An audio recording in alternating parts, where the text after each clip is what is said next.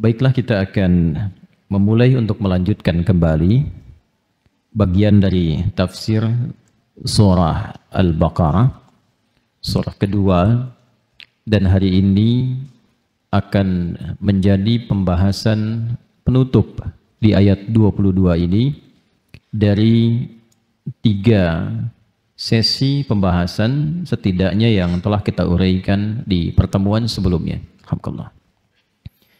A'udzu billahi minasyaitonir rajim. Bismillahirrahmanirrahim.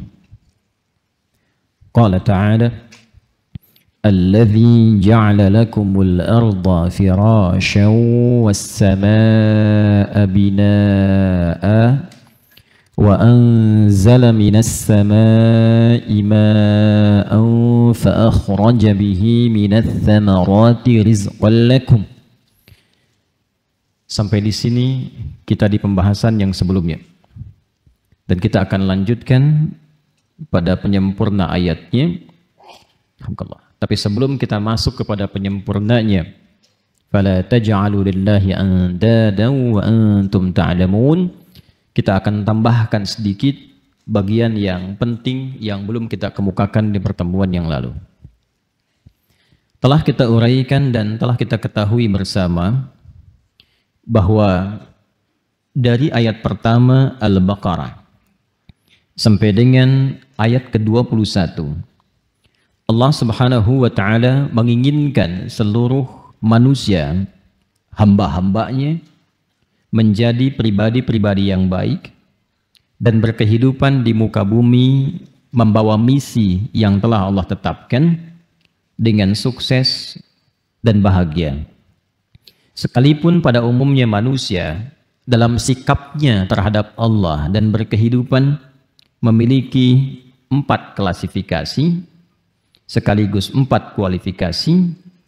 Ada yang beriman dan mau menaati Allah, ada yang ingkar dan berpaling dari Allah, ada yang mengatakan beriman tapi perilakunya jauh dari ibadah kepada Allah, dan ada yang mengatakan beriman tapi antara hati dan perilakunya menyakiti ajaran-ajaran yang bahkan telah ditetapkan oleh Allah Subhanahu wa ta'ala. Baik mukmin, kafir, kafar ataupun munafik, seluruhnya sepanjang masih berkehidupan dan nyawanya belum sampai di kerongkongan, Allah dengan sifat Rahman dan Rahimnya menginginkan semua kembali pada jalan kebaikan dan mendapatkan kemuliaan dengan cara menyembah Allah Subhanahu wa ta'ala. Maka di ayat ke-21 kita telah sempurnakan bahasannya dalam bentuk kasih dan sayang Allah Subhanahu wa ta'ala. Allah berfirman, Ya ayyuhan nasu a'budu rabbakumul ladzi khalaqakum walladzina min qablikum la'allakum tattaqun. Hei semua manusia tanpa kecuali, ayo kembali menjadi baik, kembali menjadi saleh. Kesolehan ini akan menghadirkan kebahagiaan dan kesenangan untuk hidupmu dunia akhirat. Maka jalan menuju itu adalah kembali kepada Allah dengan mengerjakan ibadah. Maka sembah Allah, kembali ibadah kepada Allah. Yang Allah Maha tahu jalan kebahagiaanmu itu dengan menciptamu. Karena Allah yang menciptamu, Allah tahu jalannya. Bahkan orang-orang sebelum engkau.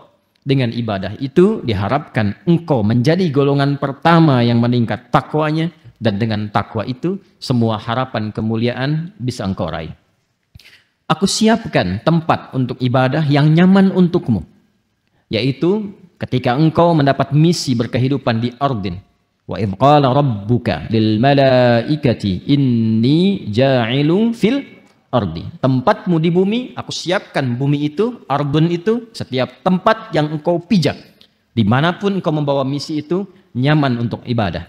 Alladzi ja'ala lakumul arda firasya. Tempat yang nyaman untuk ditinggali, nyaman untuk bercengkrama, nyaman untuk berkehidupan. Aku jadikan atapnya tanpa tiang, sehingga tidak menyulitkan bagimu kalau ingin beraktivitas di atas bumi itu. Bayangkan kalau langitnya bertiang, bagaimana pesawat bisa lewat?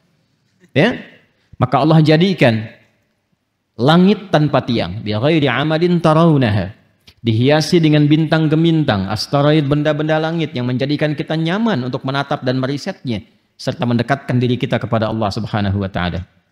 Lalu aku jadikan keterkaitan antara langit dan bumi memberikan support kehidupan untukmu.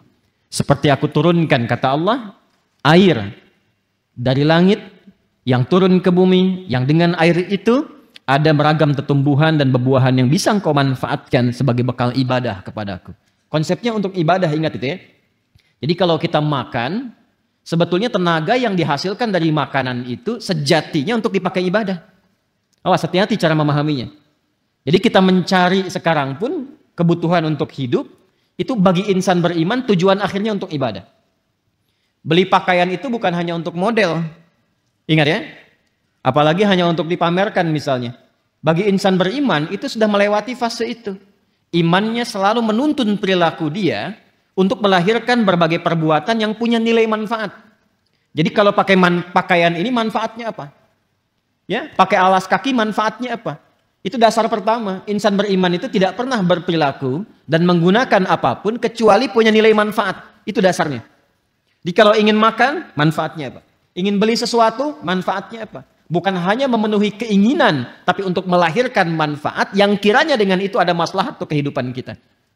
Nah, lewat level itu nanti manfaat itu ditarik lebih jauh ke urusan akhirat. Itu yang disebut dengan ibadah. Jembatannya disebut ibadah.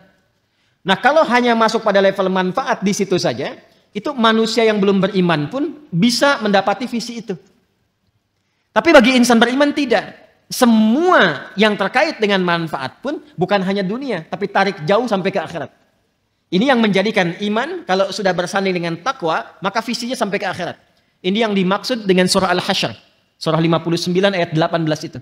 Ya ayyuhalladzina amanu taqullaha wal tanzur nafsum ma qaddamat lighad. Ghad di situ yang dimaksud akhirat.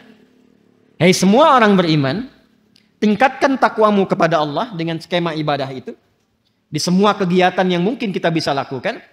Dan kita harus punya visi, kata Allah. Menyiapkan ibadah itu untuk persiapan akhirat. Besok kalau kita pulang. Kan bahasa kita selalu begitu ya. Besok kalau kamu pulang bagaimana? Ya kan? Nah ini yang dimaksudkan. Orang beriman, insan beriman itu visinya mesti jauh. Makanya saya sering katakan kalimat ini. Manusia itu kalau sudah beriman itu pasti cerdas. Karena berpikirnya selalu panjang. Dan selalu punya penataan untuk beraktivitas. Kalau kita mau lebih jujur lagi untuk belajar dengan benar, bahkan waktu sholat pun membimbing kita bagaimana cara kita beraktivitas. Contoh begini misalnya. Waktu sholat pertama yang kita tunaikan namanya apa? Halo? Sholat tidak ini? Huh? Baik, tidak ada perbedaan pendapat di kalangan para ulama tentang waktu sholat ini. Ya? Baik, apa nama waktu sholatnya yang pertama? Subuh. Nama lainnya apa? Fajar. Perhatikan.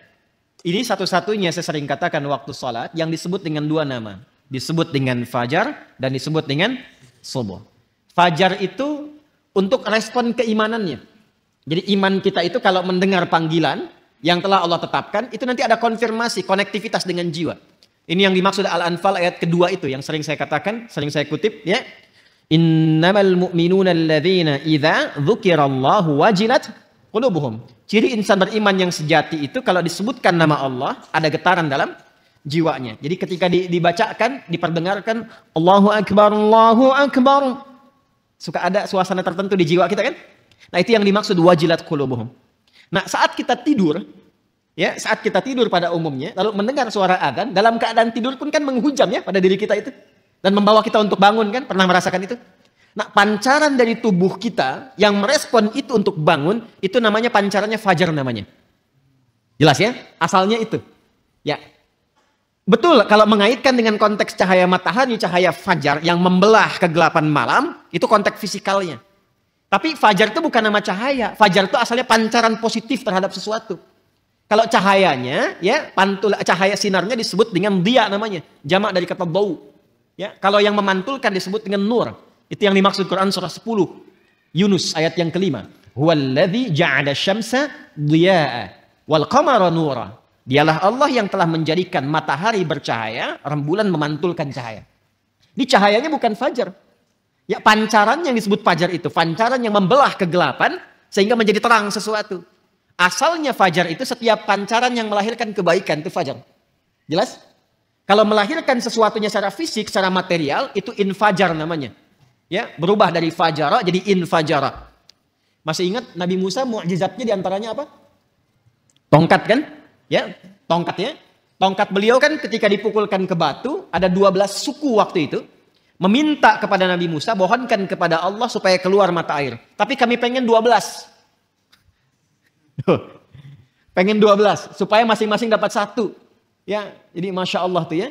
Ya, Alhamdulillah kita dikasih satu kan masih bisa berbagi ya. Ya, umat dulu itu pengen 12, nggak mau katanya. Setiap satu mesti mendapatkan satu.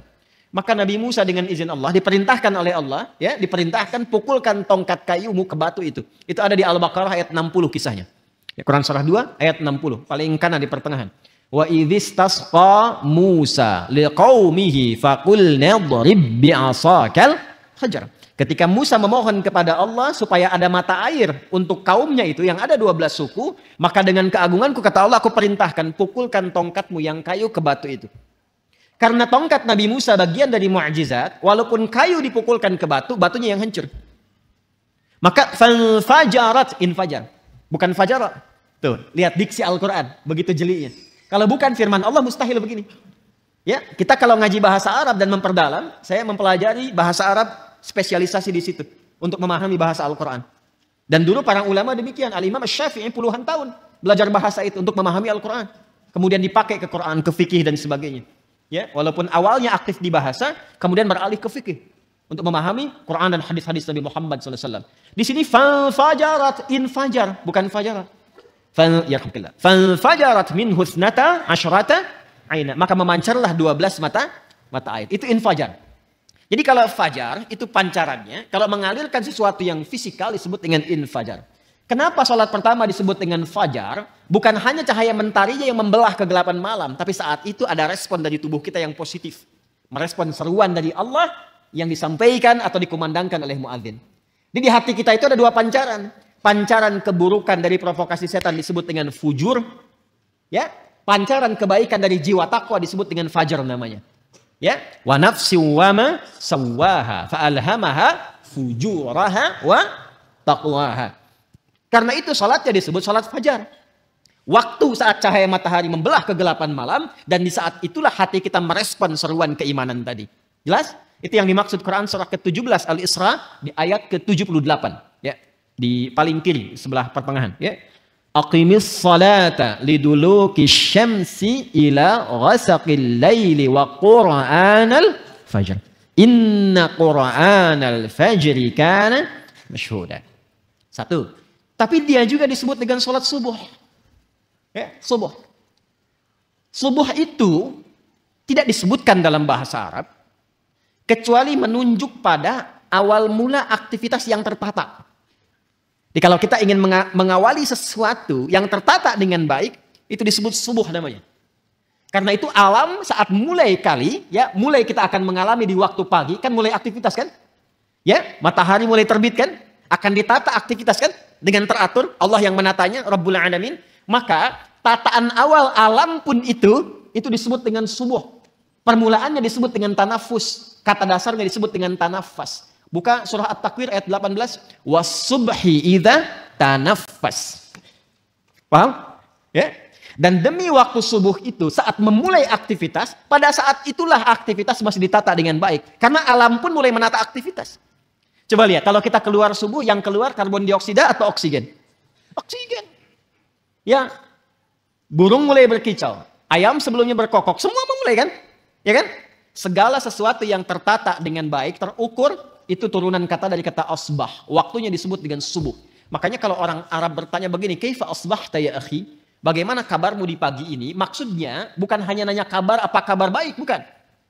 Yang dimaksudkan menunjuk pada keadaanmu telah siap beraktivitas saat ini. Sholat pertama kenapa disebut dengan sholat subuh? Untuk memberikan kesan. Insan beriman itu kalau bangun dari tidur, dia sudah punya rencana yang siap dieksekusi di hari itu. Makanya malamnya dicontohkan oleh Nabi istighfar.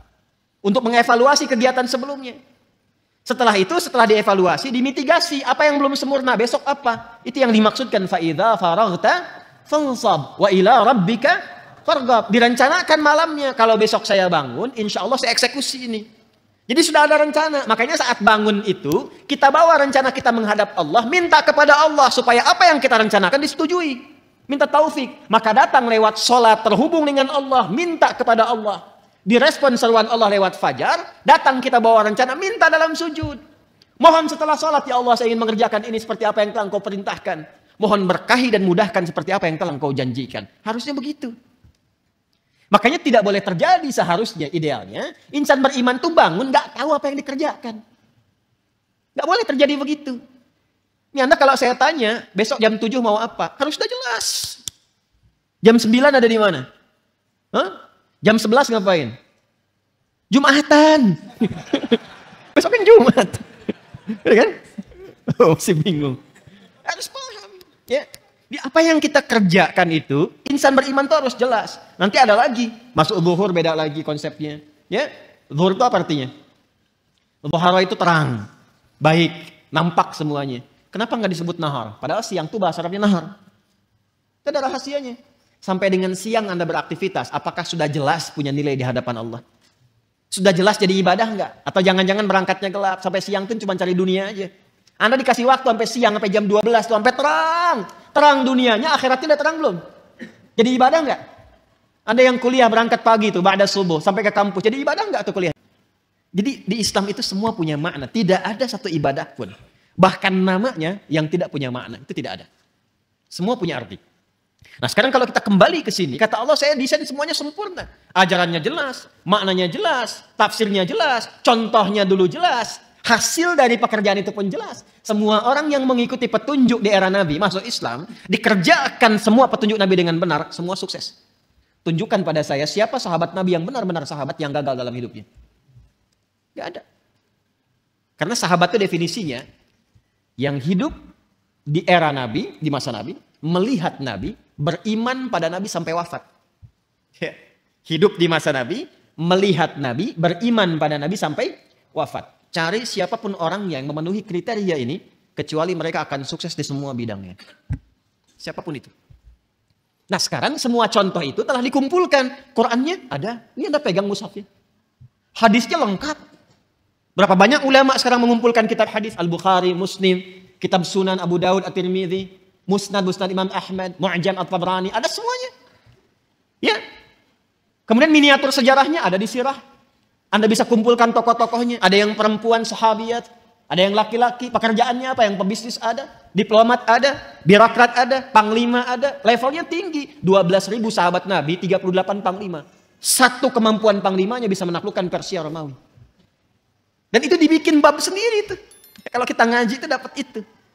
Nah, maka ketika semua sudah disiapkan kata Allah, perhatikan, ini yang paling indah, ini yang mau saya sempurnakan. Wa anzala minas sama'i ma'an fa akhraja bihi minats thamarati rizqan lakum. Saya ingin sempurnakan kalimat dari tafsir rizqan lakum. Semua itu kata Allah, desain yang aku siapkan, kenyamanan untukmu, ketenangan untukmu, langit yang indah itu, beragam buah-buahan yang kau nikmati untuk ibadah itu, rizqan lakum. Adalah rizki untuk kalian. Apa itu rizki?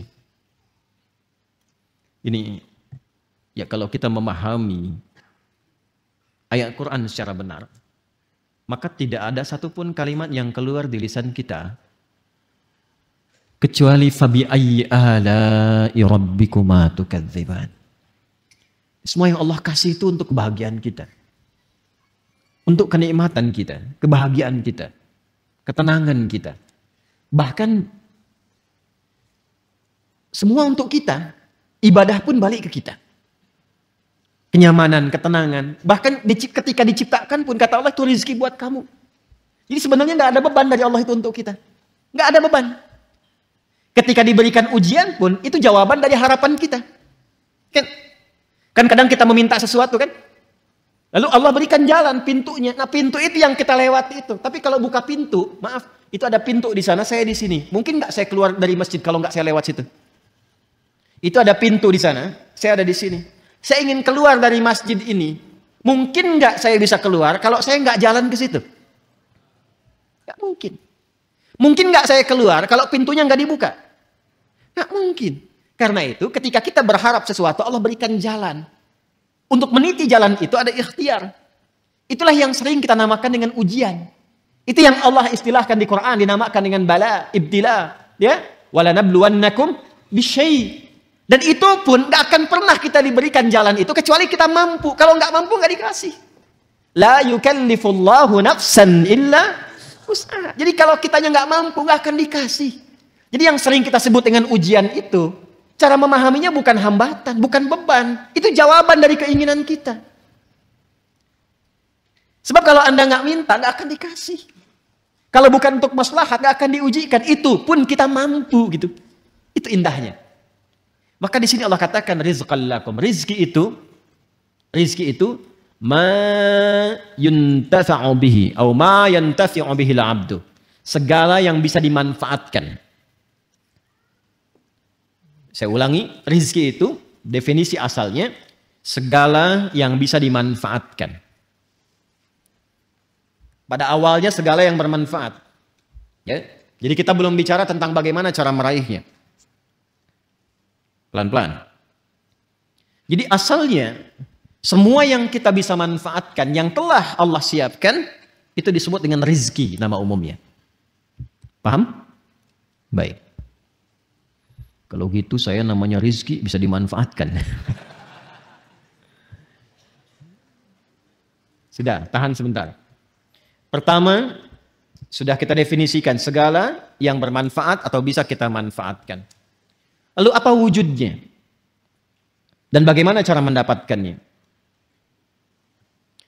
Saya akan turunkan beberapa ayat agar mudah kita memahaminya. Nanti kalau sudah masuk ke ayat itu, barangkali kita tidak akan urai lagi atau kita hanya ingatkan dengan singkat. Pertama, hukum rizki, Allah telah tetapkan aturannya. Saya ulang, hukum rizki, Allah telah tetapkan aturannya sebagai berikut. 1. Ada rizki yang dikhususkan bagi setiap hamba dan tidak akan tertukar.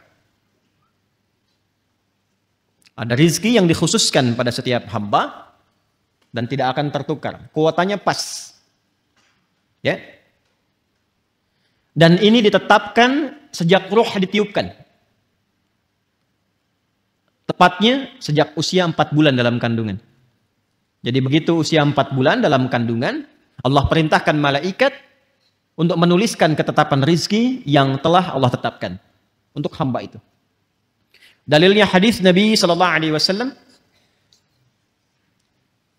yang paling ringan aja ya, yang sering dibaca, Al-Arba'in An-Nawawiyah, coba ya, karya Al-Imam An-Nawawi. Bisa di googling juga, klik Al-Arba'in, hadis nomor 4. Hadis nomor 4, riwayat sahabat Abdullah bin Mas'ud radhiyallahu taala anhu.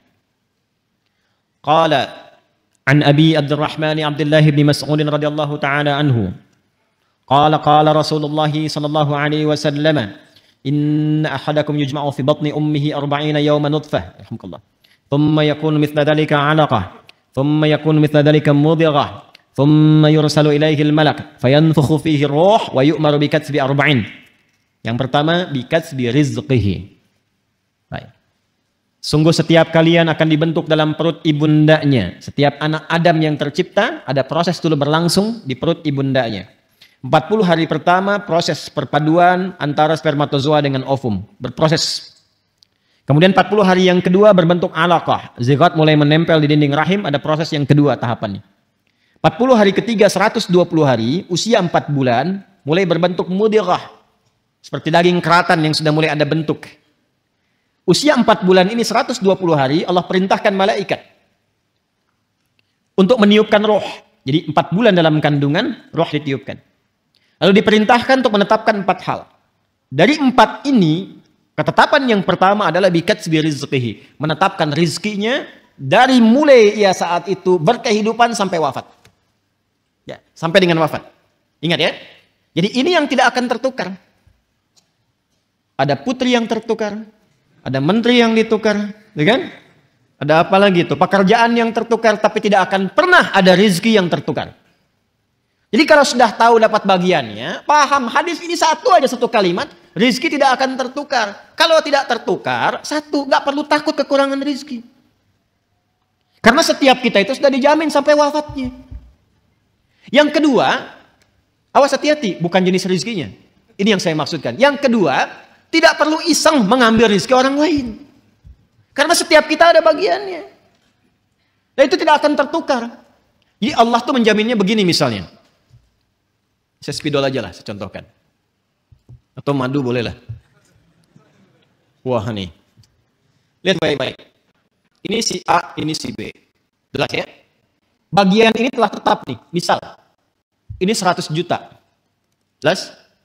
Yang ini pun misal 100 juta.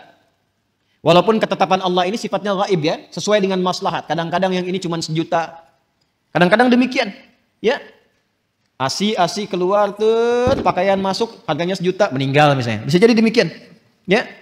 Ada yang 1 triliun, ada yang macam-macam sesuai dengan kemaslahatan hidupnya yang ditetapkan oleh Allah untuk membuat dia lebih dekat dengan Allah. Tinggal manusianya memanfaatkan itu atau tidak. Ini 100 juta contoh, ini pun 100 juta contoh. Ini hukumnya masing-masing sudah dapat bagian. Dan hukumnya tidak akan tertukar.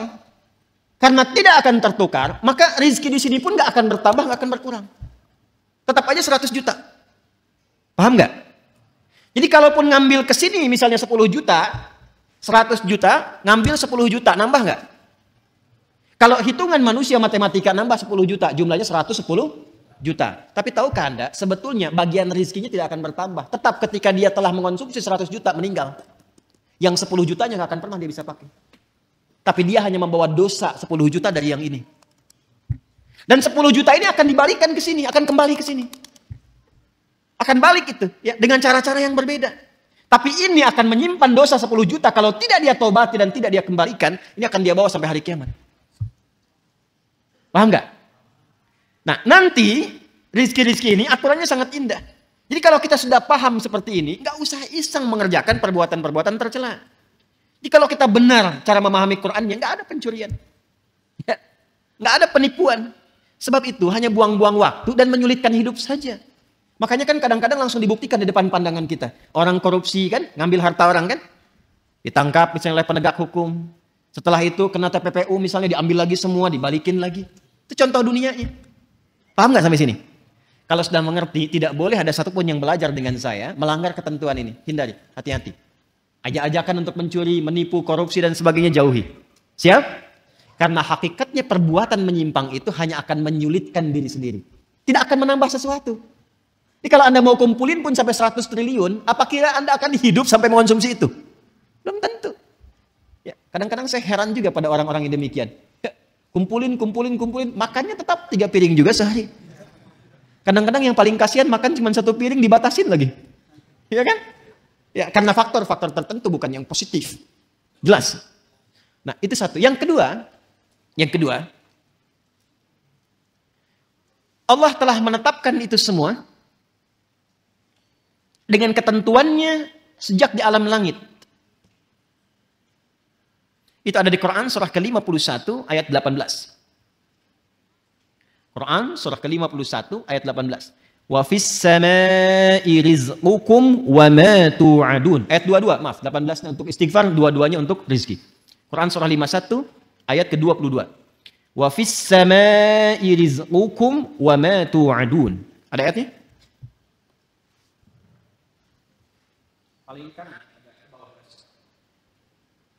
Wa fis samai rizqukum wa ma tu'adun. Perhatikan cara membacanya.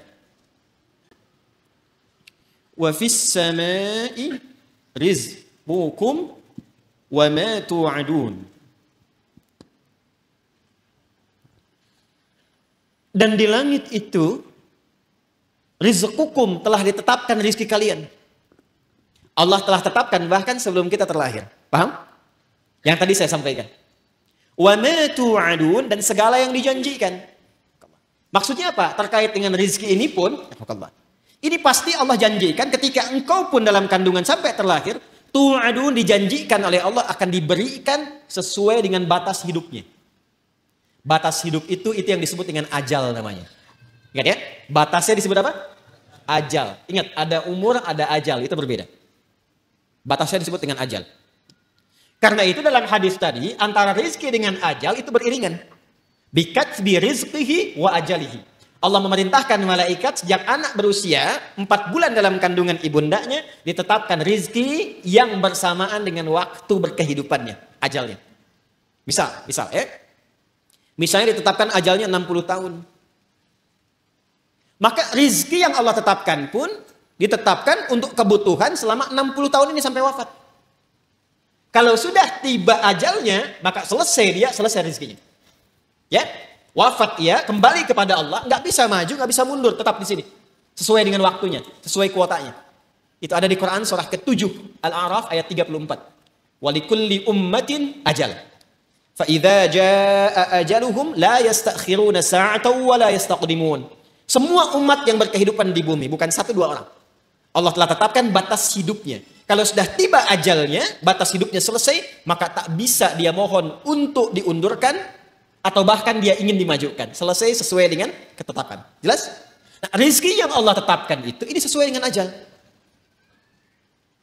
Cara mengisi ajal, itu yang disebut dengan umur namanya. Di umur cara kita mengisi dengan ajal itu batas usianya. Paham? Nanti lain waktu kalau sudah masuk ayat tentang umur, baru saya terangkan apa itu umur ya. Nah sekarang, rizkinya ditetapkan di langit. Kita diberikan tugas di mana? Di bumi, al-ard. Ini dia. Dijanjikan oleh Allah, diturunkan ini, diberikan kepada kita. Kita hidupnya di sini, rizki ditetapkan di langit, diturunkan di bumi. Baik ya, sekarang kita di mana? Di Masjid Al-Ihsan. Bumi kan luas. Ya. Kita di mana sekarang? Di Masjid Al-Ihsan. Masjid Al-Ihsan. Jadi kalau ini bumi begini, di sini titik aja. Ya kan? 1 titik ya? Baik. Pelan-pelan. Kita ada di Masjid Al-Ihsan. Jaka Setia, ambil besarnya Bekasi lah. Itu pun selatan gitu kan. Iya kan? Belum yang timur, yang utara, yang barat kan. Ya itu pun selatan. Itu Bekasi. Anda bisa bayangkan nggak? Itu pun masuk Jawa Barat. Itu pun masuk Jawa. Ya kan? Kalau negaranya apa? Indonesia. Apakah di bumi cuma Indonesia saja? Tidak ya? Anda bisa bayangkan satu Indonesia saja ada berapa titik? Ada berapa pulau? Ada berapa kecamatan, kelurahan, berapa desa dan sebagainya. Nah, yang ingin saya sampaikan adalah Allah sudah jamin dimanapun kita berkehidupan, Allah tetapkan rizki itu akan diturunkan, akan diberikan. Nah, yang perlu kita tahu, kita harus bertanya, ya Allah, bagaimana cara Engkau menurunkannya supaya aku bisa mengetahui aku telah mendapatinya? Paham? Maka Allah turunkan kepada kita lewat ketentuan yang disebut dengan ikhtiar, itu namanya. Ikhtiar. Maka turunlah Quran surah ke-2 Al-Baqarah ayat 168.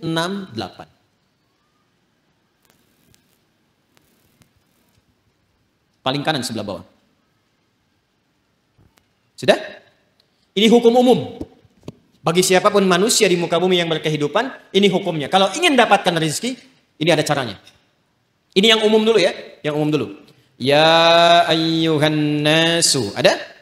Kulu mimma fil ardi halalan thayyibah. Maka hukum pertama kata Allah, ya ayyuhan nasu, hei semua manusia. Kalau semua manusia mencakup orang beriman saja atau umum?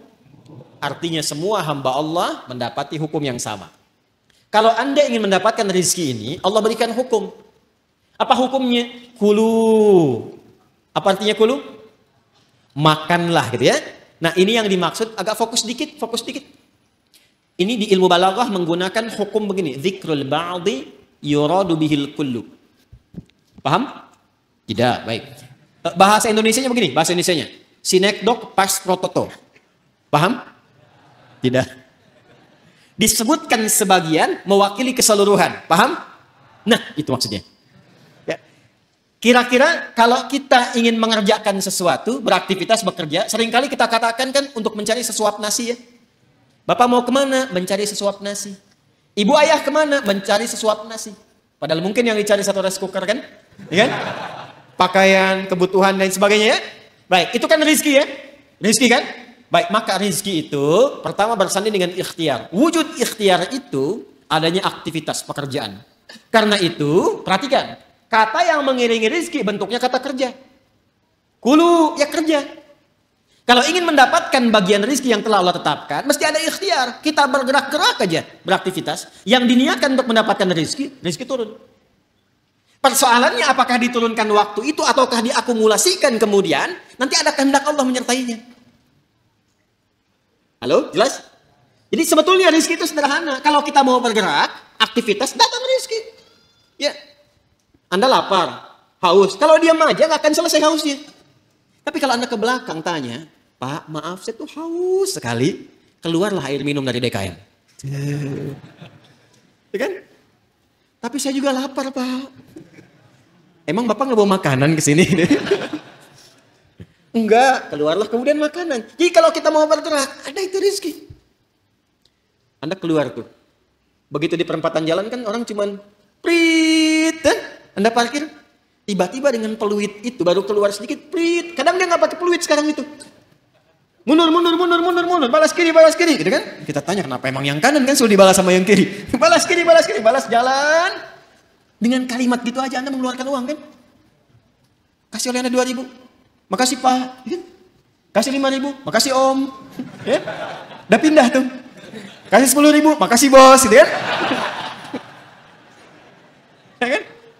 Kebayang ya? Jadi kalau kita mau bergerak, sebetulnya rezeki itu turun. Hanya nanti ada yang diakumulasikan, ada yang diberikan seketika.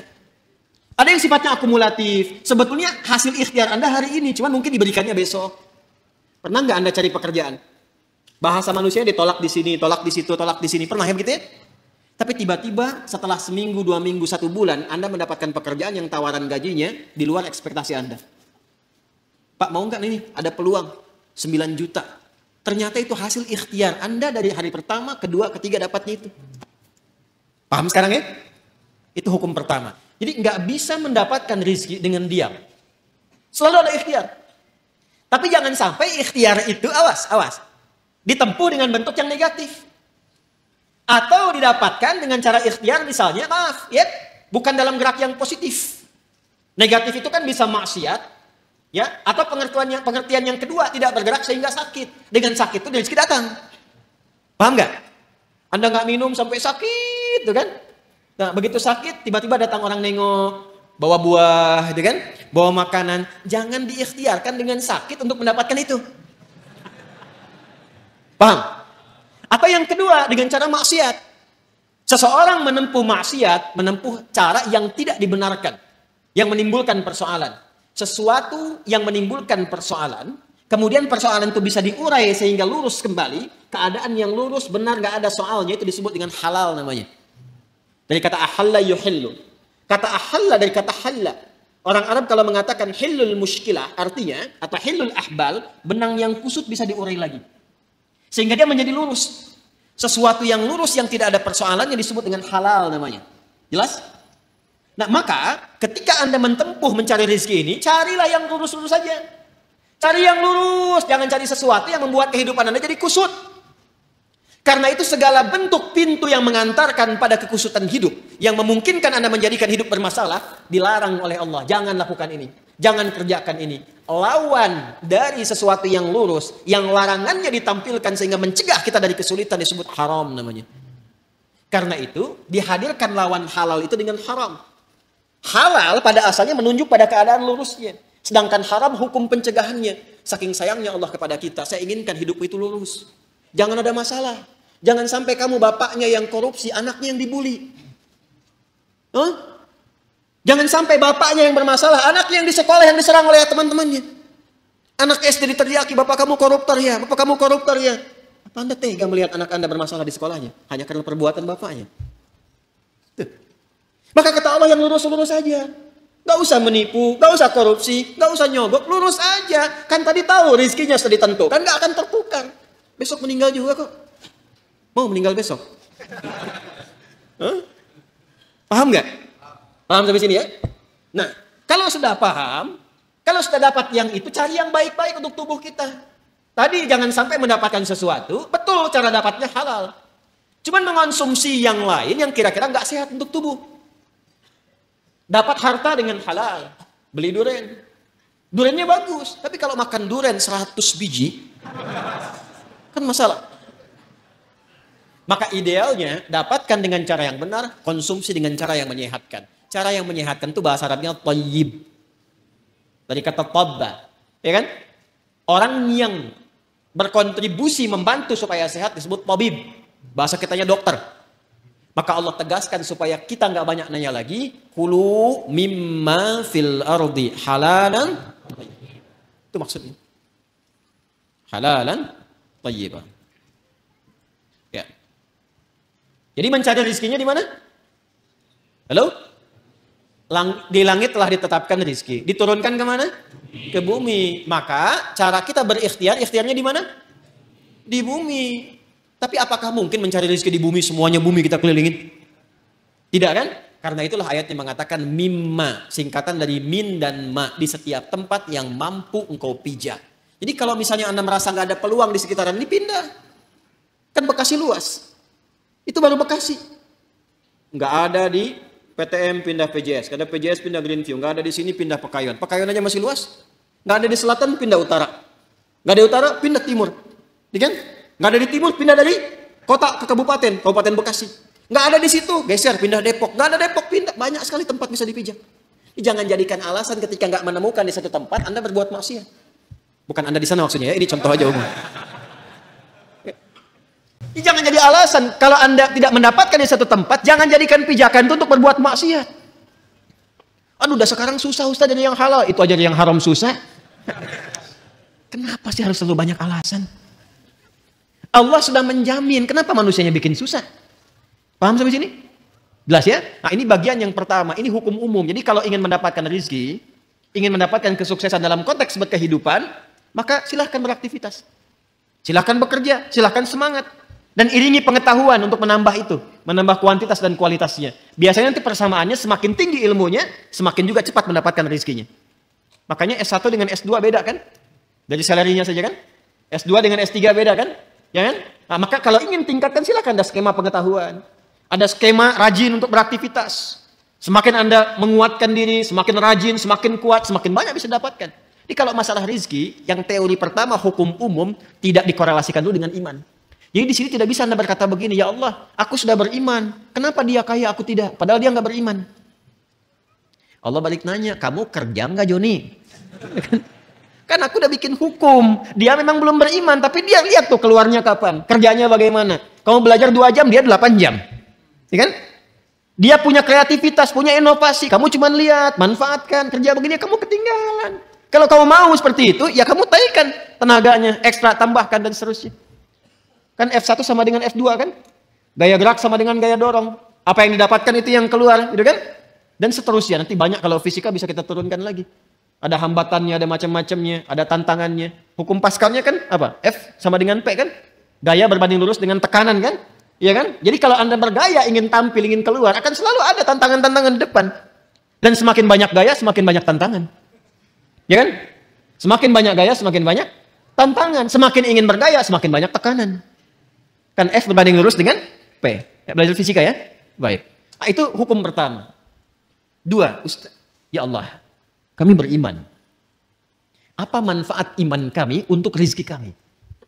Ini mahal ini informasinya. Karena dari Quran langsung. Apa manfaat iman kami untuk rezeki kami? Maka bagi insan beriman dipindahkan oleh Allah ayatnya dari hukum umum ke hukum khusus. Pertanyaannya sampai malam ini waktu Indonesia bagian barat ini dari Bekasi, kita semua, kita udah masuk ke hukum ini belum? Pertanyaannya begini.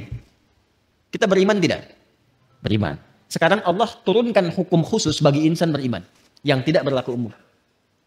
Kalau kita ikuti, maka terjawab pertanyaan kita. Ya Allah, apa manfaat iman kami kepadamu yang hubungannya dengan rezeki? Ya. Dampak iman kami terhadap rezeki apa? Maka diturunkanlah ayat 172 di surah Al-Baqarah itu. Yang tadi 168 sekarang pindah ke 172. Paling kiri agak ke atas sedikit ya. Maka yang tadi ya ayyuhan nasu, yang ini ya ayyuhalladzina amanu.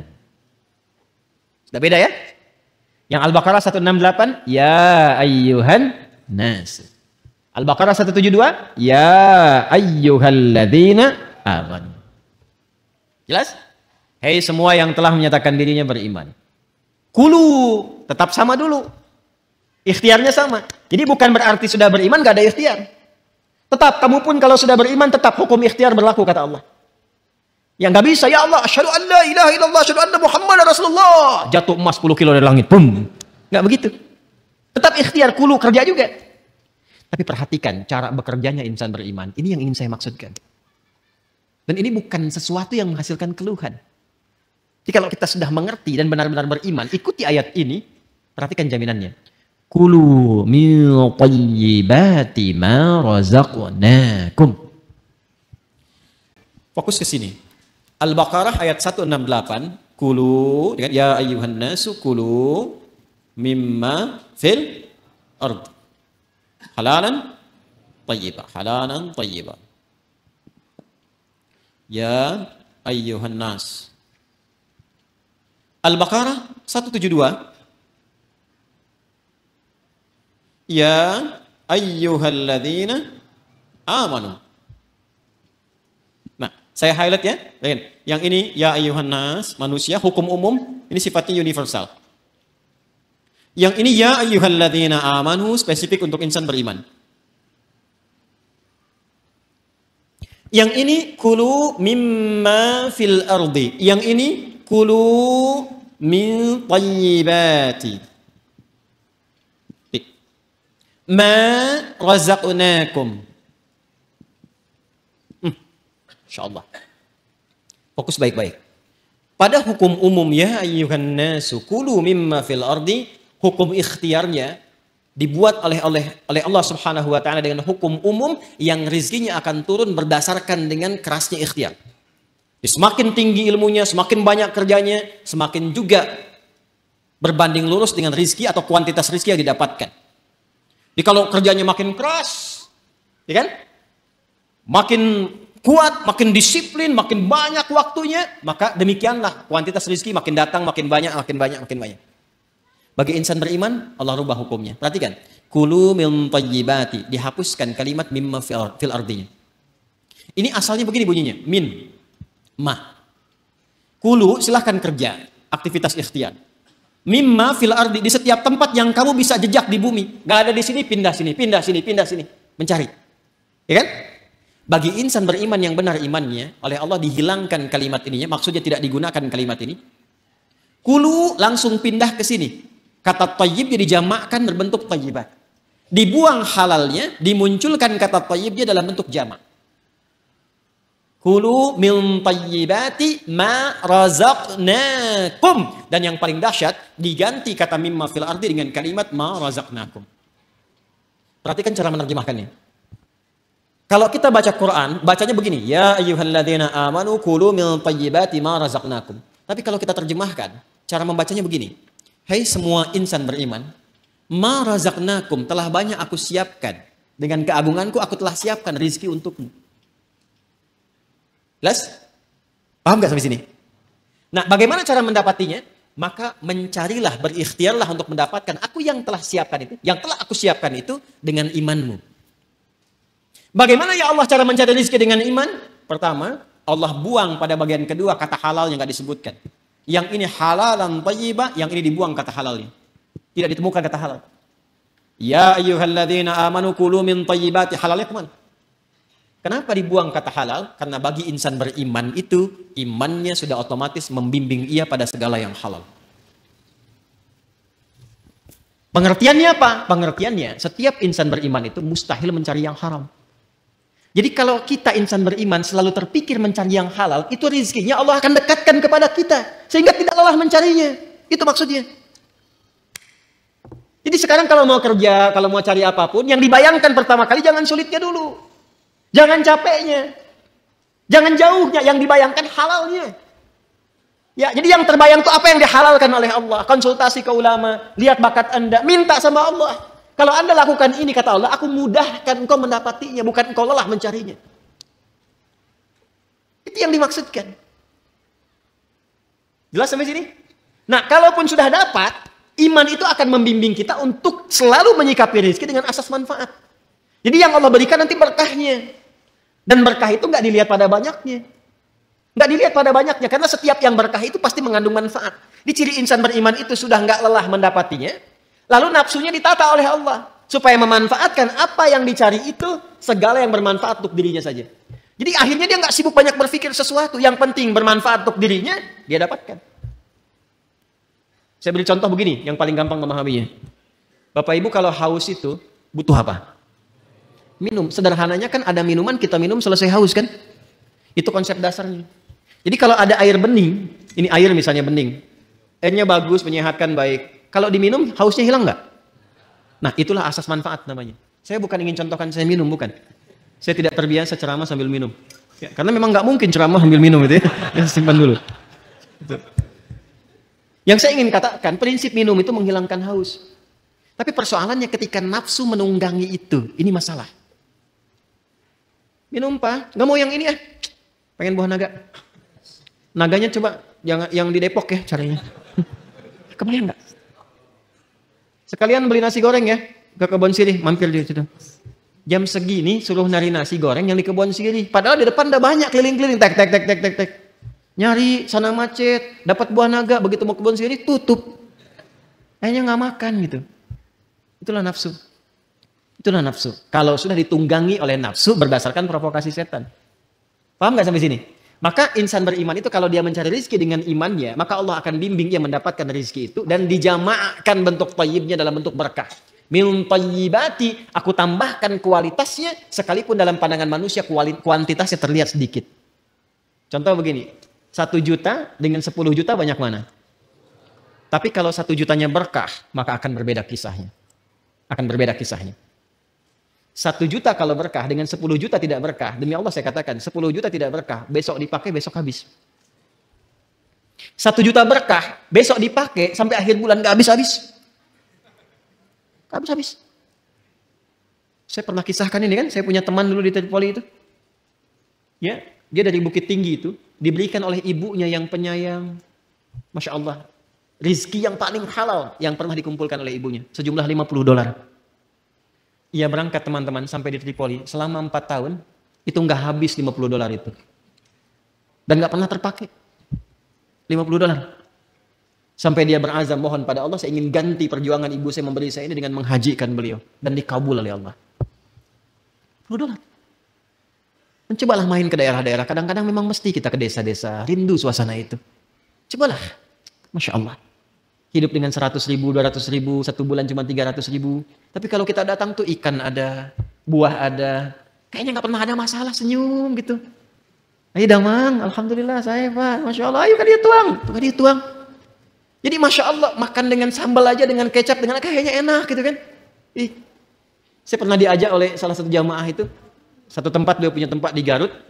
Ini kisah nyata. Kakeknya itu, baiknya luar biasa. Ini nyata ya, saya gak pernah cerita mengarang gitu. Itu kakeknya punya lahan selalu ditanami buah-buahan. Bahkan yang punya tetangga pun beliau kasih itu benihnya.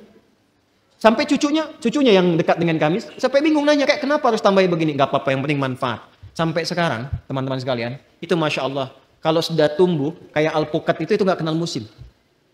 Dia selalu tumbuh di musim manapun dan kalau sudah habis muncul lagi buahnya, Itu besar buah alpukatnya itu bisa sebesar cangkir kelapa itu. Lalu ikan-ikannya tuh, Masya Allah, ikannya ada, airnya mengalir dari Cipanas, hangat gitu ya. Itu selalu seperti itu, berkah, baik. Itulah keberkahan. Jadi kalau datang ke sana, ikan tinggal mancing, ngambil sendiri. Alpukat ada, kelapa ada. Dan itu sesuatu yang sangat indah, uniknya nggak habis-habis. Kan siapa yang menjadikan itu? Allah kan? Tadi hukumnya kan, fa akhraja bihi minas samarati rizqan lakum. Jadi sebetulnya kalau kita mencari pakai iman, dunia ini nggak jadi beban. Yang jadi beban itu nafsu. Iya kan? Ya, yang jadi beban itu apa? Nafsu. Pakaian fungsi menutupi aurat, tampil dengan baik. Tapi kalau semua model ingin dimiliki, capek kan? Cuman sekedar beli daster harus ke Paris. Padahal Citayam mungkin banyak gitu kan?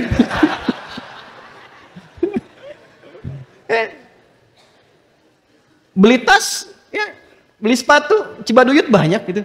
Jauh-jauh ke Amerika, begitu pulang lihat made in Cibaduyut. Ya, saya tidak mengatakan harus tidak boleh kesini kesana, bukan. Yang ingin saya katakan adalah kadang-kadang kita harus menempatkan diri apa yang kita butuhkan itu ini konsumsi. Kalau cuma memenuhi nafsu jadi beban nantinya. Jelas gak? Nah, jadi kalau kita mencari dengan iman, yang pertama dilakukan adalah kita mendekat kepada Allah, lalu Allah akan mendekatkan rizkinya kepada kita, sehingga membuat rizki itu mudah didapatkan, bukan kita lelah mencarinya. Jelas? Yang kedua, insan beriman selalu berpikir mencari yang halal dan menjauhi segala yang tidak disukai oleh Allah Subhanahu wa taala. Riba jauhkan, tipu menipu, sogok menyogok jauhkan. Maka ketika itu dijauhkan, keberkahan yang Allah berikan. Baik, saya sempurnakan sedikit ya, sedikit saja. Sekarang kita bertanya, ya Allah, ada shortcutnya enggak?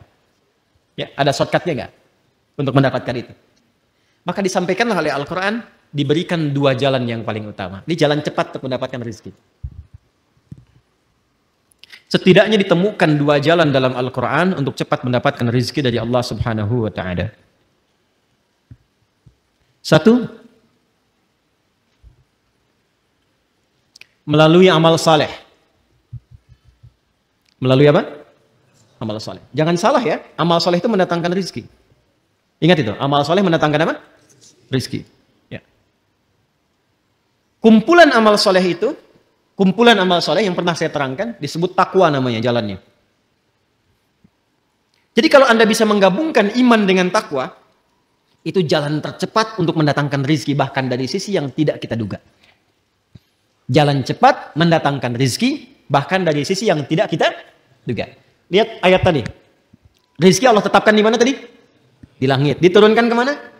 Ketika Anda mampu memadukan iman dan takwa, dibukalah pintu langit dan bumi sekaligus. Kalau tadi kan rizki di langit kan? Kita hidup di bumi ya, diturunkan dari langit ke bumi kan?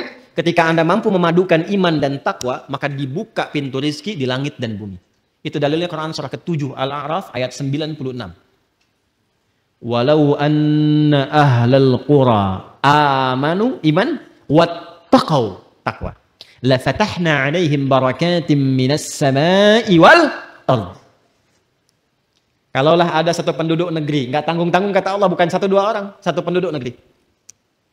Kalau mau nanti, kalau bisa begini ya, ta'lim kita ini harus punya database nih. Nanti berangkat bareng-bareng. Siapa yang dari Tangerang, kumpul bareng-bareng, bikin grup, berangkat sama-sama. Nggak apa-apa. Yang dari Citayam, Bojongkoneng, sini datang sini apa? Cari angkot sini kan? Ya kan? Belajar, ngaji bareng-bareng. Nanti Anda praktekkan di tempat itu, kumpul bareng-bareng, praktekkan, tingkatin iman, tingkatin takwa, ke masjid sama-sama, ibadah sama-sama. Apa yang terjadi? Kata Allah, la fatahna alaihim barakatim minas sama'i wal ardh. Pintu berkah di langit dan di bumi dibuka. Karena itu kalau sudah takwa, kaidahnya sudah lompat, bukan nas lagi, bukan ya ayuhan nas lagi, bukan ya ayuhan ladina amanu lagi. Sekarang kaidahnya khusus untuk insan muttaqin. Karena itu ketika disebutkan takwa, itu datangnya cepat, bahkan dari sisi yang tidak kita duga. Wa may yattaqillaha yaj'al lahu makhraja wa yarzuqhu min haitsu la yahtasib. Quran surah 65 di akhir ayat kedua sampai awal ayat ketiga. Itu maksudnya. Contoh lain misalnya. Pernah dengar kisah Sayyidah Maryam, Bunda Maria alaihissalam? Apakah beliau kerja? Beliau bisnis? Tidak. Beliau ngajar? Yang beliau lakukan meningkatkan takwa kepada Allah. Apa yang didapatkan saat beliau meningkatkan takwa kepada Allah? Lihat Quran surah ketiga Ali Imran ayat 37. Paling kiri sebelah bawah, pojok. Quran surah 3 Ali Imran ayat 37. Fataqabbalaha rabbuha biqabulin hasanin wa anbataha nabatan hasanan wa kaffaraha Zakaria. Kullama dakhala 'alayha Zakaria al-mihraba wajada 'indaha rizqa. Qala ya Maryamu anna laki hadha? Qalat huwa min 'indillah. Innallaha yarzuqu man yasha'u bighairi hisab. Maka Allah menerima ikhtiar orang tua Maryam itu, yaitu Imran dan Hannah. Nah, ini yang ingin saya sampaikan di puncak kajian kita malam hari ini. Ternyata ada rizki yang Allah berikan kepada anak dari ikhtiar orang tua. Nanti lawannya ada rizki yang Allah berikan kepada orang tua dari ikhtiar anak. Yang dari orang tua ke anak ada di Al-An'am, Quran surah ke-6 ayat 151. Yang dari anak ke orang tua di Al-Isra surah 17 ayat 31. Nanti kalau sudah sampai ayatnya kita detil ngajinya. Kan baru di Al-Baqarah ayat 22 kan? Ya. Kalau di Al-An'am, di pertengahan ayatnya, cepat karena waktunya terbatas, ayat 151, Quran surah ke-6, ayat 151, Berbunyi begini, langsung saja ke tengahnya ya. Nahnu narzuqukum wa iyyahum. Wala taqtulu auladakum min imlaq, ya. Kemudian nahnu narzuqukum wa iyyahum. Di Al-Isra, Quran surah ke-17, ayat 31, ayatnya berbunyi nahnu narzuquhum wa iyyakum. Wala taqtulu auladakum khasyata imlaq. Ada? Ya, nahnu narzuquhum ini nahnu narzuquhum wa iyyakum. Yang ini rezeki yang Allah berikan pada orang tua ngalir ke anak. Yang ini rezeki yang Allah berikan ke anak dampaknya ke orang tua. Pada yang pertama itu yang umum. Rizki yang Allah berikan pada orang tua ngalir ke anak. Bapak kerja, yang makan siapa? Anak kan? Ya kan? Bahkan istri dapat kan? Uang istri, uang suami, uang istri. Gitu. Tapi kan istri dan suami mengolah, anak-anak dapat makan kan? Yang kerja ayahnya, yang ngolah ibunya, yang makan anaknya. Itu yang dimaksudkan yang pertama, Al-An'am itu, ayat 151. Jadi jangan takut. Kalau diberikan keturunan, jangan takut kehilangan rezeki. Jangan takut gak bisa makan. Ini sejak peristiwa zaman jahiliyah itu, kalau melihat anak misalnya dikaruniai oleh Allah, tambah anak, dia takut gak bisa makan, dia bunuh. Tapi ayatnya turun dengan sifat umum. Seakan memberikan kesan, bukan hanya sekarang, mungkin nanti akan ada yang berpikir sama. Jangan sampai terjadi orang tua membunuh anak, atau bahkan bunuh diri karena takut tidak mendapatkan rezeki. Tidak, kata Allah. Aku telah siapkan skemanya. Jelas? Hati-hati nih. Kalau ayatnya disebutkan pasti terjadi. Ada orang tua sembarangan buang anak. Na'udzubillahi min dzalik. Ditemukan anak bahkan di dekat tumpukan sampah, dekat selokan, di kamar mandi dan sebagainya, tidak bertanggung jawab. Ya. Bahkan ada yang tega kemudian ngajak anak bunuh diri dan sama-sama dan sebagainya. Karena takut. Takut tidak dapat makan, takut miskin, takut fakir dan sebagainya, maka turun ayat. Makanya iman itu membantu kita untuk kuat. Demi Allah saya katakan, kalau Indonesia ini tidak dikaruniai mayoritas penduduknya dengan keimanan, mungkin sudah banyak hal yang tidak bisa kita tahan. Ya, di Jepang itu kalau banjir, teman-teman sekalian, pada pusing. Ada yang bunuh diri, ada yang ribut, ada yang macam-macam. Di kita hujan, banjir, berenang. Nggak susah. Ya. Alhamdulillah, kita santai-santai aja kan. Ya kan? Baik, Masya Allah gitu. Indonesia itu luar biasa lah pokoknya. Segala bisa jadi ada kan. Ya kan? Anda pergi ke Eropa sana, orang nyembeli kambing, kepalanya dibuang. Di kita, masak. Di sop, ya. Ya, kambing itu kambing guling, kambing bakar, kambing macam banyak tuh menunya. Kepala ikan dibuang, di kita dibikin bumbu baru, ya kan? Apa aja pokoknya tuh. Ya, apa aja jadi ya. Makan nasi nih. Nasi sudah nggak cocok. Besoknya sudah nggak bagus, jemur kering. Jadi apa? Rengginang. Rengginang udah bosan, ganti lagi jadi apa lagi? Gipang kan?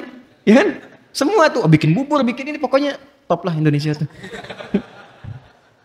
Tapi iman itu membuat kita lebih kuat. Ya, lebih kuat. Makanya kalau kita beriman, jangan takut, Pak. Kerja. Aktivitas saja. Allah kirimkan. Yang bikin repot tuh kalau nafsunya banyak. Makanya didik anak itu untuk mendapatkan berkah. Jangan dididik anak mendekatkan kepada nafsu. Kalau dididik mendekatkan kepada nafsu, nanti tuntutannya ke orang tua tinggi. Ya. Anak Umar bin Khattab itu anak presiden. Pakaiannya bolong. Karena bapaknya berusaha memberikan yang terbaik, yang ada yang itu yang tambalan karena mengejar akhirat itu. Datang kepada ayahnya mengadu. Dengan bersedih. Kenapa, Nak? Teman-temanku pakaiannya bagus-bagus katanya. Tidakkah engkau ingat kalau bahasa kita? Kita kan nanti bagusnya di akhirat. Di sini kan sementara saja. Ya, ayo nikmati dengan apa yang Allah beri. Nanti di akhirat kita lebih bagus daripada mereka. Itu bisa balik lagi dengan tertawa. Bisa nggak bikin begitu tuh? Permen. Mobil. Bisa nggak bikin begitu tuh? Bisa nggak berikan anak mobil-mobilan ditata, latihan sholat? Berikan sendal, katakan padanya Allah yang memberikan kita ini, titipkan sama adik. Pakai yang baik ya, pakai ke masjid. Pakai sekolah dengan semangat, doakan papa ya. Pernah nggak titipkan ibu pada anaknya ketika ayahnya mau berangkat? Doakan ayah ya. Coba bilang sama ayah, Pak jangan cari yang haram ya. Itu Masya Allah, anak TK kalau bisikan di telinga terjaga antum sampai kantor. Ya. Paham? Itu sederhana tapi dalam gitu. Sederhana tapi dalam. Itu yang dimaksudkan itu. Nah, yang kedua gini, yang kedua ini yang mahal sekali dan saya akhiri di sini. Nahnu narzuquhum wa iyyakum. Ada rizki yang Allah tetapkan lewat anak tapi orang tua dapat. Seperti Imran dan Hannah pernah menyiapkan Maryam dan dengan itu orang tua dapat. Ibu sekarang masuk TK mahal nggak? TK ya? Saya kadang-kadang bingung juga dapat apa di TK di SD. Masuk SD mahal ya? Udah puluhan juta sekarang ya. Ya SMP demikian ya. Dan seterusnya. Mau saya kasih rumus gak di Quran yang murah? Mau? Baik ya. Maka rumusnya sederhana. Dekatkan anak, ibu, dan bapak sejak dini kepada Allah. Nanti Allah yang akan meringankan segalanya.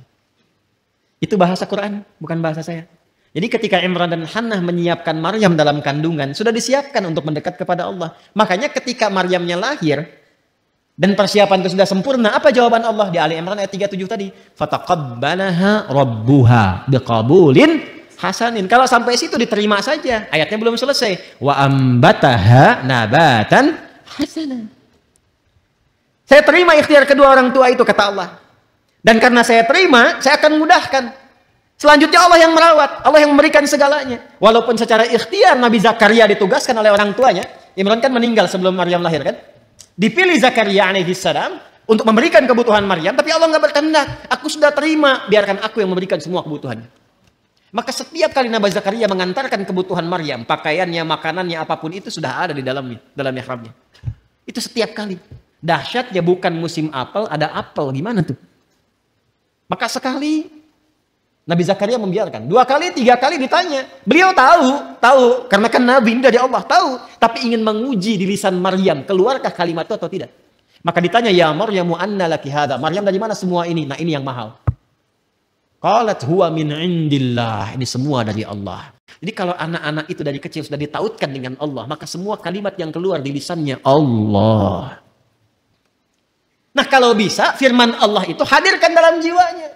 Kalau sudah firman Allah hadir di jiwanya sejak dia kecil, itu dijaga oleh Allah itu. Dan ketika dijaga, meringankan beban yang bapak ibu anggap sebagai beban untuk memberikan rezeki. Gak percaya silahkan, firman Allah hadirkan. Jadikan dia penghafal Quran dari sejak kecil. Tiba-tiba apa? Mau masuk sekolah, ada beasiswa untuk menghafal Quran. Padahal sudah Allah siapkan. Jalurnya Allah siapkan. Tiba-tiba apa? Ada kiriman makanan. Tiba-tiba apa? Ada undangan ini, undangan itu, dan sebagainya. Itu cuma wasilah saja. Pada akhirnya itulah perhatian Allah kepada hasil ikhtiar bapak dan ibu. Kok bisa anak yang hafal Quran yang umroh bapak ibunya ikut? Padahal dari dulu nabung gak jadi-jadi tuh. Hah? Maka cari wasilah takwa, titipkan itu lewat anak, maka lihat apa yang terjadi setelahnya. Itu akan ringan. Ya. Cobalah, ya, coba. Dan itu akan ringan. Demi Allah saya katakan itu akan ringan. Itu yang dimaksud nahnu narzuquhum wa iyyakum. Jangan takut. Kalaupun ada Allah titipkan anak, jumlahnya berapa, laki-laki, perempuan, semua rezekinya sempurna. Tapi kalau ingin cepat, kata Allah, investasikan dari awal. Sehingga dunianya nggak terlalu capek, bebannya nggak banyak. Sekarang saya perhatikan kalau ngelihat orang tua, kok bayangannya tuh ingin dunia saja gitu. Kenapa sih takut anaknya masuk pesantren? Masuk pada dinia, sekolah-sekolah Islam. Dan saya juga pesan tuh pada yang aktif di sekolah-sekolah Islam itu, berikan pendidikan yang benar, jangan cari dunia juga. Masa namanya sekolah Islam yang cari dunia? Bayaran mahal-mahal, ngaji Quran nggak bisa. Itu bukan sekolah Islam namanya. Ajarkan sholat dengan benar, ajarkan Quran dengan benar, jangan cari profit dunia. Nggak apa-apa mendapatkan bagian dari rezeki dunia, tapi akhirat itu utamakan. Jangan sampai bayarnya lebih mahal dari sekolah umum, tapi akhiratnya nggak dapat. Itu hisabnya besar sisi Allah Subhanahu wa taala karena bawa nama Islam. Mohon maaf gitu. Ini mengingatkan saja. Paham? Alhamdulillah. Baik, ini yang dimaksudkan. Nah, kalau kita umum ingin cepat mendapatkan itu, nanti rajin baca Quran. Contoh, ini malam apa? Besok hari apa? Nah, ada ibadah apa? Udah pasti kan? Malamnya Jumat, harinya Jumat, sholatnya sholat. Kebanyakan pada saat Jumat cuman sholat Jumat saja. Padahal di Jumat itu Allah telah terapkan skema memudahkan rezeki. Kan ayat Jumat itu surah Jumat kan 11 ayat, bukan cuma 1 ayat. Kenapa ngajinya ayat 9 aja, 10-11 yang nggak dibaca? Coba dibuka Quran surah Al-Jumu'ah, surah 62, ayat 9 sampai 11. Jangan cuma 9 aja. Kalau 9 cuma kewajibannya. Ya ayyuhalladzina amanu idza nudiya lis-salati min yaumil jumu'ati fas'au ila dzikrillahi wa dzarul bai' dzalikum khairul lakum Baik, teruskan, jangan cuma sampai sini. Ayat 10, fa idza qudiyatis salatu. Tuh. Itu skema ikhtiarnya. Ya, fantashiru fil wabtaghu min fadlillah. Tahan sampai situ dulu. Ayat 11 yang baca. Itu bagian rizkinya. Ikhtiar ayat 10, rizkinya ayat 11. Wa idza ra'au tijaratan aw lahwan faddu ilaiha wa tarakuka qa'ima. Qul ma indallahi khairum minal lahwi wa minat akhiri. Wallahu khairur raziqin. Kan ayat 11 ditutup dengan kalimat Allah yang terbaik yang memberikan rizki. Apa kaitan Jumat dengan rizki? Jadi ternyata datang Jumat itu bukan hanya duduk, mendengarkan khutbah, kadang-kadang ngantuk, sholat, lantas pulang. Bukan cuman itu. Memang kalau begitu gugur Jumatnya, kewajiban gugur. Tapi fadilah Jumat yang banyak gak dapet. Apa yang diantara yang banyak itu? Ternyata ada kaitan dengan kemudahan rizki. Kata Allah tuh kalau Anda datang Jumat, kenalan. Siapa yang duduk samping kanan kiri Anda itu? Ya, berkenalan. Setelah itu apa? Saling mengisi dalam kebaikan. Sebelum menyebar tuh tanya-tanya dulu. Anda mahasiswa, sedang ada tugas apa? Kenalan, mungkin ketemu dosen pakar tertentu, dibantu. Anda sedang cari peluang, belum punya pekerjaan. Mungkin yang datang itu yang bos perusahaan tertentu, sedang cari peluang macam-macam. Anda sakit, belum bisa berobat, mungkin ketemu dokter.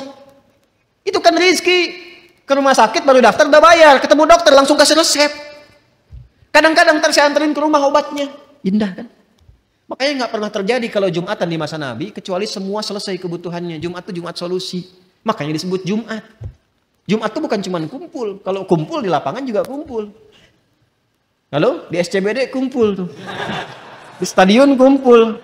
Lu apa bedanya dengan Jumat? Halo? Kenapa saya sebut SCBD jadi pada ketawa? Ya. Jumat itu kan seakar dengan kata al-jam'u, sifatnya Jum'ah. Yang kumpul al-mujtama' al-islami. Yang dibahas as-syu'unul ijtimaiyah. Ya artinya apa? Datang, duduk, kenali siapa yang datang, kemudian setelah itu perhatikan semuanya. Itulah Jumat. Ya kalau dapat begitu, ibadahnya enak, nyambung dengan Allah, diberikan akses, rezeki dapat. Makanya kata Allah kalau udah dapat akses begitu, menyebar kalian setelah Jumat. Cari keutamaan yang telah Allah titipkan. Jadi kalau aksesnya sudah banyak, linknya sudah banyak, telepon sana sini, kerja disatukan, dapat rezeki tambahan. Halo? Itu kan? Ya, bangun itu. Jadi Islam itu kalau dipraktekkan, makanya jangan hanya simpan Islam di aspek ritual saja. Islam itu ada di sosial, Islam itu ada di pekerjaan, ada di kantoran, ada dimanapun yang bisa kita praktekkan dalam kehidupan. Itu yang dimaksudkan rizqal lakum. Paham ini? Ya kalau sudah paham, Allah baik tidak? Allah sayang tidak? Baik. Kalau yang ada yang menyayangi kita, ada yang baik pada kita, boleh nggak kita kecewakan? Boleh nggak kita khianati? Maka Allah tegaskan, fala taj'alu lillahi andada wa antum ta'lamun. Kalau sudah paham itu semua, aku baik, aku perhatian, aku siapkan kebahagiaan, kesenangan untuk kalian, maka jangan sekali-kali kalian mengkhianati aku, kata Allah. Jangan jadikan apapun dan siapapun seperti serupa denganku. Andada jamak dari kata naddan atau niddan, bimakna al-mithli wal adli atau idli, sesuatu yang diserupakan. Jadi maksudnya apa secara singkat? Jangan pertuhankan selain Allah subhanahu wa ta'ala. Sedangkan kau sudah tahu yang Tuhan siapa? Allah. Yang menciptakan kita siapa? Yang menciptakan orang sebelum kita siapa? Yang menciptakan langit bumi siapa? Kalau sudah tahu Allah Tuhan dan menyayangi kita, maka jangan pernah menuhankan selain Allah subhanahu wa ta'ala. Ketika itu dilakukan, maka semua nikmat-nikmat yang tadi maka akan berguguran sedikit demi sedikit. Termasuk unsur keberkahannya. Makanya kalau sudah bergeser dari Allah, pasti nanti yang tadi yang baik-baik itu akan berkurang. Contoh, ibadah pasti akan berkurang. Semakin jauh dari Allah, semakin menipis ibadahnya. Apakah pelaku maksiat masih rajin sholat? Belum tentu. Apakah koruptor itu tiap hari ke masjid? Belum tentu. Pokoknya kalau dia bermaksiat, berjauh dari Allah, ibadah pasti menurun. Sudah pasti itu. Nanti hartanya pun bisa banyak, tapi berkahnya kurang. Karena Allah itu kalau sudah sayang pada hamba yang beriman, yang diberikan berkah kan tadi kan? Berkah ya. Nah kalau orang sudah bermaksiat, berkah akan berkurang. Bahkan mungkin hilang. Karena hilang yang muncul nafsu. Karena nafsu yang muncul, yang diinginkan selalu banyak. Bahkan nggak sadar kalau dia sudah dapat banyak. Maka yang ditempuh apa? Akumulasi maksiat. Dia tuh sadar dia sudah kaya, hartanya banyak, masih korupsi juga. Masih nipu juga. Ya, masih lebih daripada hewan. Itu sapi makan rumput, dia makan aspal. Itu aspal harusnya 20 cm, cuma 5 cm itu. Ada yang makan batu. Paham sampai sini? Maka kalau ada orang hamba sudah tahu Allah Tuhan, menjauh dari Allah, maka otomatis tadi yang taat menurun, ibadah menurun, maka maksiat berlanjut, berkah menurun, maka yang terjadi nafsu yang naik. Ini yang menjadikan kehidupan di bumi tidak seimbang, tidak stabil. Kalau sudah nafsunya naik, keinginan menghancurkan tinggi. Ini yang menjadikan orang-orang yang tidak kenal agama itu dekat pada aspek-aspek yang negatif. Kalau punya teknologi ingin monopoli, punya senjata ingin menghancurkan, punya ini, punya itu ingin mendominasi. Pada akhirnya meninggal juga, dia tidak sadar meninggal dalam kefakiran. Dan apa yang dia kumpulkan tidak dia dapatkan kenikmatannya. Paham sampai sini? Baik. Assalamualaikum warahmatullahi wabarakatuh. Sahabat-sahabat yang saya cintai. Alhamdulillah, kita telah mendengarkan dengan penuh perhatian ceramah yang luar biasa dari Ustaz Adi Hidayat yang penuh dengan hikmah, pelajaran hidup, dan pencerahan bagi kita semua. Di tengah berbagai kesulitan hidup dan tantangan zaman ini, ceramah ini mengingatkan kita tentang keberkahan yang kita dapatkan melalui iman, takwa, dan ibadah kepada Allah. Rahmat Allah yang tidak terbatas adalah tema utama dalam ceramah ini, di mana Ustaz Adi Hidayat mengajak kita untuk merenungkan betapa besar kasih sayang Allah kepada hamba-hambanya. Allah menciptakan bumi sebagai tempat yang penuh dengan kenyamanan dan kemudahan untuk kita semua. Bumi ini bukan hanya tempat tinggal, tetapi juga tempat untuk beribadah dan mendekatkan diri kepada Allah. Ustaz Adi Hidayat mengajarkan kita bahwa takwa adalah kunci kebahagiaan hidup, baik di dunia maupun di akhirat. Takwa bukan hanya tentang menjalankan kewajiban agama, tetapi juga tentang menjalani hidup dengan kesadaran bahwa setiap perbuatan kita adalah ibadah jika dilakukan dengan niat yang tulus untuk Allah.